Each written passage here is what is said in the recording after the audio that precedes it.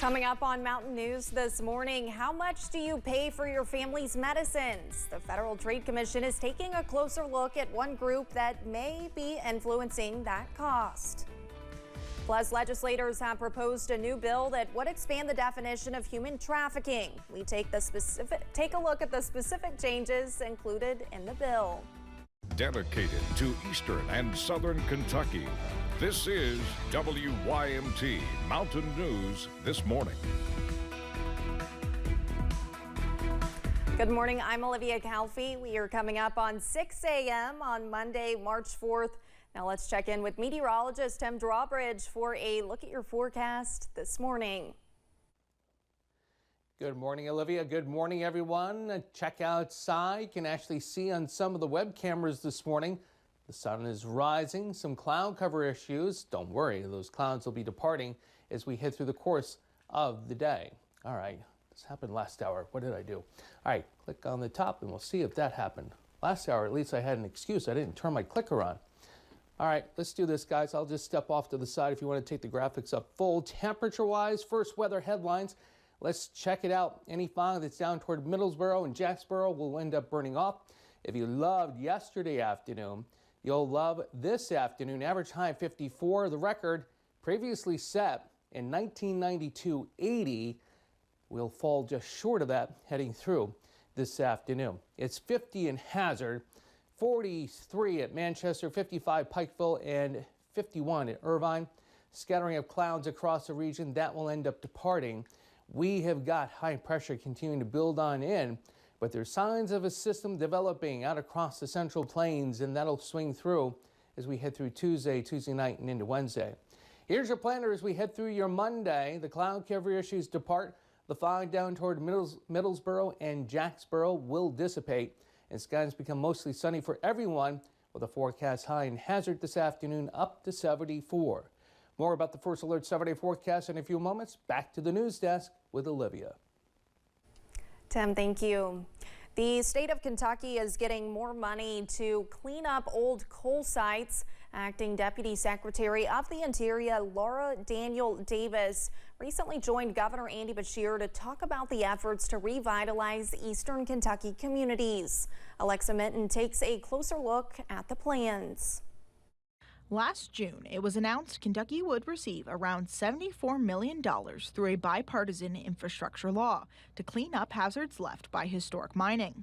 These funds are helping us close dangerous mine shafts, reclaim unstable slopes, and improve water quality for our communities and our families. Since the initial investment, Kentucky has worked on 38 separate projects in 15 counties in eastern Kentucky, totaling more than $45 million. These projects are part of Kentucky's Abandoned Mine Lands Economic Revitalization Program, providing economic and community development goals in areas impacted by the downturn of coal production. Thanks to the program's success, more funding is headed our way. I'm really thrilled to announce the Department of the Interior is investing another $74.2 million for and with the Commonwealth to create even more jobs and tackle even more of these legacy polluting sites. The program offers grants for legacy pollution cities, which are areas near abandoned coal mines or orphaned oil and gas wells. According to the U.S. Department of Interior's website, these places are environmental hazards that jeopardize public and health safety. By doing things like contaminating groundwater, emitting gases like methane, leaving rusted and dangerous equipment behind, and creating a risk for flooding in sinkholes. Just this past November, a man died at an idled coal site in Martin County while prepping it for demolition. Everyone knows all too well that the effects of legacy pollution continue to be felt really acutely in this region in Appalachia. This second-year grant means that Team Kentucky will be able to continue its excellent record of reclaiming Kentucky's inventory of historic coal mining hazards that are impacting our coal field communities. Our Kentucky families will directly benefit from this work, and it will create good jobs in Eastern Kentucky, held by Eastern Kentuckians. In Frankfort, Alexa Minton, WKYT. The Kentucky Division of Abandoned Mine Lands is accepting applications in anticipation of receiving 2024 AMLR grant funding through April 8, 2024. In 2023, 14 applications were selected to receive $26.6 million in grant funding. The Federal Trade Commission is taking a closer look at PBMs and their impact on the accessibility and affordability of prescription drugs. PBMs are pharmacy benefit managers. They manage prescription drug benefits. The FTC says the largest PBMs influence which drugs are prescribed to patients, which pharmacies they can use, and how much they pay at the counter. Independent pharmacies have voiced concerns about PBMs because of what they call confusing and harmful contractual terms and negotiations. Like the middleman between the pharmacy and the insurance company. And they got a flat processing fee for doing that. But over the years, they found other ways to make more money and got, greedy in the process. In a news release, Senator Max Wise said, quote, "The escalating issue of unfair pharmacy benefit manager practices has led to the closure of 64 community pharmacies in Kentucky over the last 2 years," end quote. He says that is why he filed Senate Bill 188. A bill in Kentucky House of Representatives aims to combat human trafficking in the Commonwealth.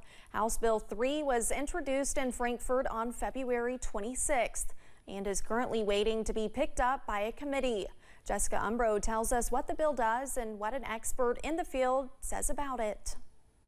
House Bill 3 is sponsored by 6 Republicans, including Majority Caucus Chair Suzanne Miles. She told me this bill builds on prior human trafficking related legislation. We needed to do a little bit of cleanup to kind of keep moving forward to protect Kentuckians. House Bill 3 would expand the definition of human trafficking and gives the Office of the Attorney General the ability to form a working group to address all aspects of it. We continue to circle back to that and see what tools they need to make sure that they can charge these people, go after these people with the fullest extent of the law. The Kentucky Statewide Human Trafficking Task Force's 2024 report provided recommendations to improve state anti-trafficking work. These sorts of things aren't necessarily what most of the public thinks about that are important for human trafficking. We often think about law enforcement or helping survivors. Asbury University professor Dr. Glenn Hardin says the bill seems to follow a few of the recommendations, like increasing the capability for comprehensive anti-trafficking work and focusing on proactive law enforcement efforts. Dr. Hardin also says combating human trafficking goes beyond law enforcement. They also include people who are working with survivors. They include healthcare workers, education, academics. There's a whole realm of different sectors that are involved in anti-trafficking work in Kentucky. In 2020, Representative Miles was also a co-sponsor of House Bill 2, which added offenses to what qualifies as a sex crime. It passed both chambers unanimously, and Governor Andy Beshear signed it. She says she has a similar feeling about House Bill 3. This is one of those topics that anyone and everybody is very supportive, except for the criminals that are involved in it. Another part of House Bill 3 that Representative Miles says is important is making sure trafficking victims know the resources available, including requiring places like hotels, bus stations, and airports to post signs with that information. That was Jessica Umbro reporting. If you or someone you know is a victim of human trafficking, there is a hotline you can reach out to.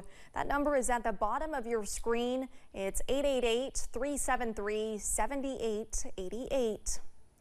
Students and members in education from across the Commonwealth met in Hazard to discuss whether the state is living up to the promise of equality education.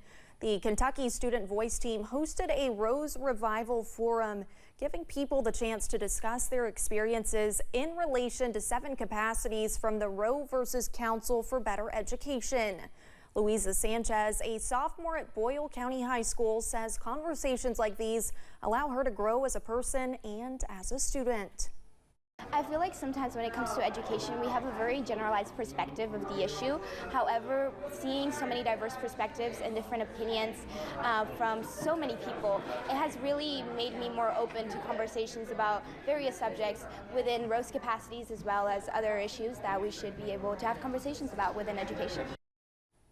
Sanchez says she hopes people understand everyone can be involved when it comes to educational equity and justice. A team of computer science and design students have created an app that will photograph the 2024 solar eclipse. Students presented the app to the WKU Board of Regents. Once the app is downloaded, all you will need to do is prop it up on a phone stand with your back camera facing the eclipse. The images will then be uploaded to a server at WKU and will help make one of the accurate determinations in the shape and size of the sun to date through Bailey beads, which occurred just before and after totality. A lot of science is very technical and it's very hard to communicate, and you don't often get the public involved. So to be able to work on something where the public is directly involved and that will have applications not only to our immediate field of science but also to other fields of science, I think is very rewarding and incredible. The app is currently in the final stages of development. Once ready, it will be available for free on Apple and Android devices.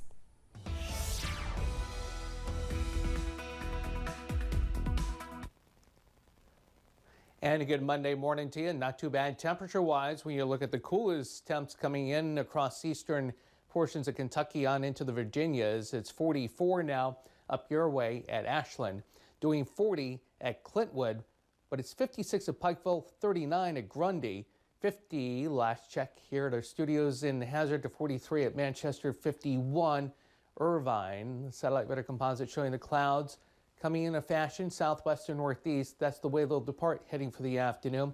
And a lot of these clouds along and north of the Ohio Valley stay that way. All right, check out the next 12 hours. Again, we lose the clouds, a little fog as you cross the state line into Tennessee this morning too. Trending to becoming mostly sunny for the afternoon, a high of 74. Can we keep the sunshine rolling on? First Alert 70 forecast coming up in a few moments. Olivia? Thank you, Tim, and thanks for joining us on Mountain News this morning. More news is on the way. Coming up, a North Carolina college is helping folks in eastern Kentucky stock their pantries. Who the donors are and what they brought with them, coming up.